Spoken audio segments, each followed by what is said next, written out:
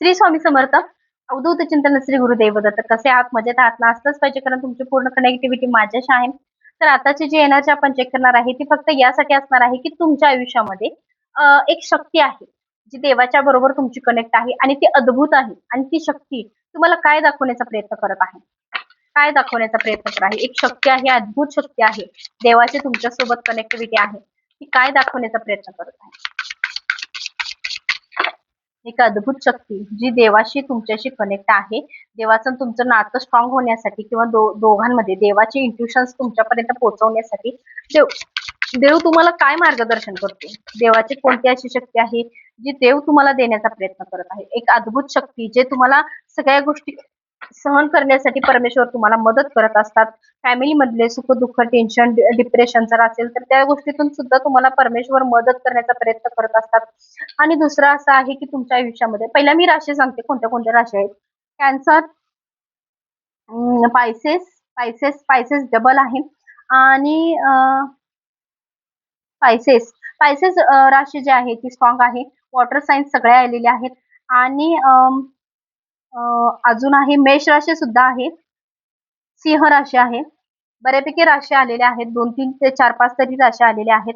तर अजून असं मी सांगते की तुमच्या आयुष्यामध्ये एक अद्भुत शक्ती अशा पद्धतीची आहे की परमेश्वर तुम्हाला जी निगेटिव्ह शक्ती म्हणजे ज्या गोष्टी तुम्हाला त्रास देण्याचा प्रयत्न करतात तेव्हा तुम्ही खूप खचून जाता, बरोबर. पण एक अशी शक्ती तुमच्या पाठीची असते की तुम्हाला त्या सगळ्या गोष्टी खंबीरपणे सहन करून पुढे जाण्यासाठी एक मदत करत असते.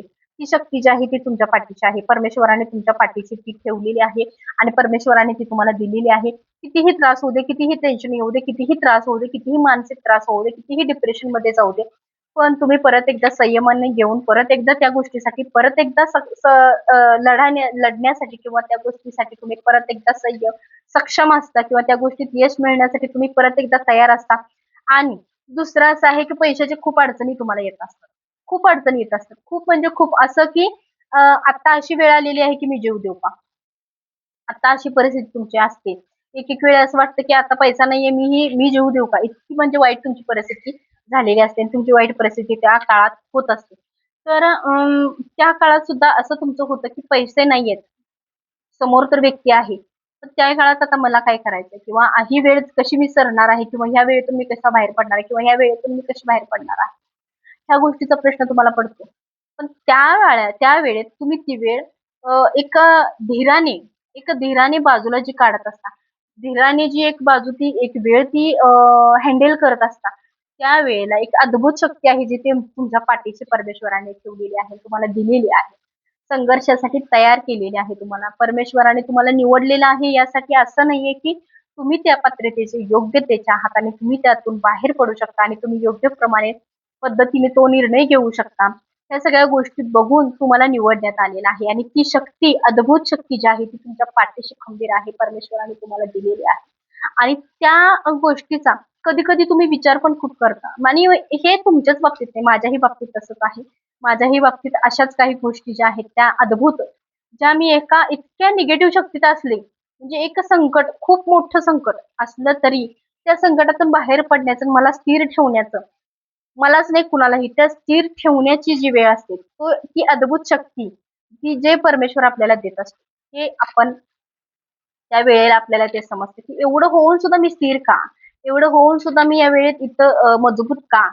तर ती अद्भुत शक्ती आपल्याला ते शिकवत असते किंवा आपल्याला स्थिर ठेवण्याचा प्रयत्न ती वेळ आणि ती स्थिती करत असते.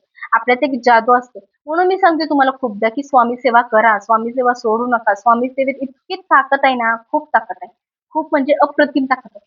ती सेवा नसेल करायची तुम्हाला तरी चालतं. कारण खूप जण असे म्हणतात, की स्वामी सेवा केलं की वेगळंच काहीतरी घडतं, वेगळंच काहीतरी होतं. हो, मान्य आहे, बरोबर आहे. पण आपल्यात पण काहीतरी निगेटिव्ह शक्ती असतात, निगेटिव्ह गोष्टी असतात, पास्टमध्ये काही गोष्टी घडलेल्या असतात किंवा आपण वाईट कर्म काहीतरी केलेलं असते. स्वामींच्या जवळ पहिला ते संकट फेडून घेतलं जातं आणि परत स्वामींच्या दरबारात आपल्याला स्थान दिलं जातंय.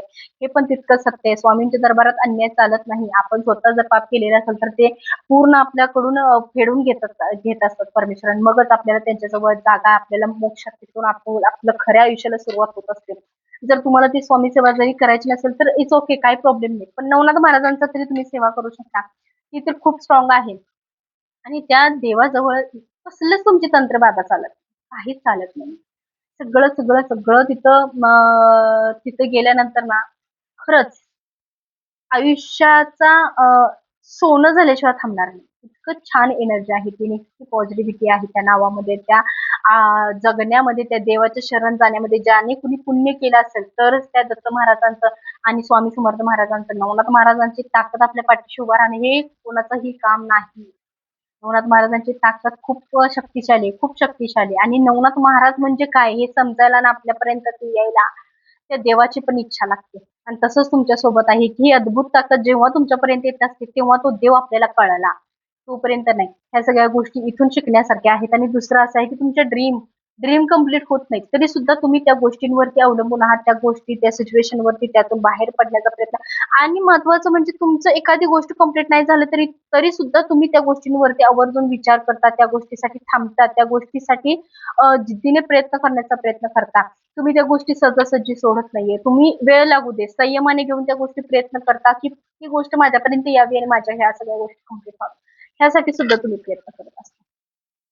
तर कवड्यांवरती सुद्धा बघूया की तुमची एनर्जी काय सांगते आहे. आणि महत्वाचं तुम्हाला सांगते मी की जर तुमच्या आयुष्यात अशा जर काही गोष्टी घडत असतील, देवाची अद्भुत शक्ती जर ह्या परिस्थिती, वाईट परिस्थितीत, एकदम संकटाच्या काळात जर तुमच्या बरोबर असेल आणि हे संकट कधी टळेल हे जर तुम्हाला वाटत असेल तर मला बऱ्यापैकी असं वाटतं आहे की 12 महिने, 12 ते 13 महिने. ओम नमो आदेश श्री स्वामी समर्थ. 3 महिन्याची सुद्धा एनर्जी आहे बघा. 2 महिने, 3 महिने, 1 महिने, 12 महिने आणि 13 महिने. आई रेणुका मातेच्या नावाने सांग भलं, जाण्याच्या नावाने सांग भलं. जे माझे व्ह्युअर्स आहेत त्यांच्या आयुष्यामध्ये जे आता संकट आहे किंवा देवाची अद्भुत शक्ती जर माझे व्ह्युअर्स आहेत त्यांच्या पाठीशी जर असेल आणि त्यातून माझे व्ह्युअर्स आहेत ते बाहेर पडणार असतील तर त्याचा कालावधी किती असू शकतो आणि ते नक्की होईल का, यासाठी मला कौल हवा आहे. आई रेणुका मातेच्या नावाने सांग भलं, जाण्याच्या नावाने सांग भलं. उजवा कौल आहे 3चा कौल खूप शुभ असतो, एकदम भारी, सगळ्यात मस्त.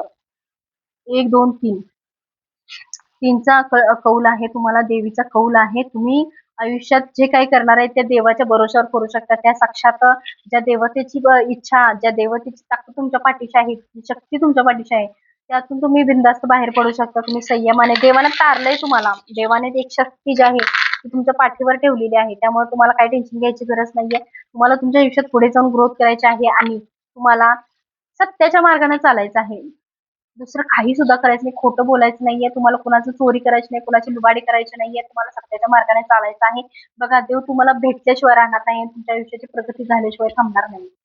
इतकं क्लिअरली तुमच्या आयुष्यात आता काही गोष्टी घडतात. मान्य आहे की तुमच्या आयुष्यात संकट आहे, पण संकटातून सुद्धा तुम्हाला स्टेबल करणं किंवा खंबीरपणे उभा ठेवणं हे अद्भुत शक्ती आहे जी आपल्या पाठीशी असते. ते कोणाचंही काम नाही. आणि ह्या अशा वाईट काळात जर आपल्या बरोबर एखादी शक्ती जर असेल तर देवाचा चमत्कार असतो हा. नक्कीच चमत्कार असतो आणि हा तुमच्या सोबत आहे. आणि ही एनर्जी कितपत तुम्हाला मॅच झालेली आहे हे मला नक्की सांगायला विसरू नका. ओम नमो आदेश श्री स्वामी.